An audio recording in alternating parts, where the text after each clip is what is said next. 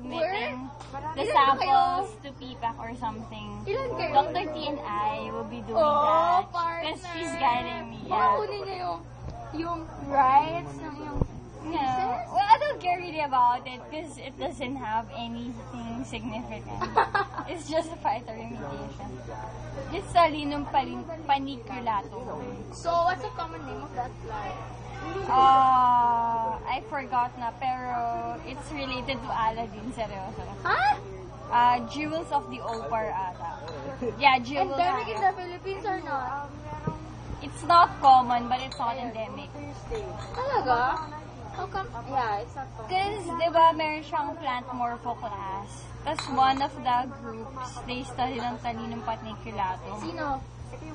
Kumala ko sila Euclid eh, but they found the starches doon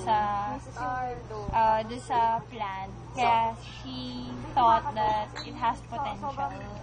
Why? Starch absorb. No, kasi if it's starch, parang it can be used for energy. Energy to absorb? I forgot. Seryoso, as in, pag-kausap niya ako, parang, yeah, ma'am, I've seen the plant. It's so nice. Yung mga ganyan siya Saan sabi. nakita? Kasi, outside the biodep, di ba there are plants na nasa dun pot? sa school, meron. Yep. So, ang ginawa mo, Wow, matino si Jill. dalawa sa kanila. Told you.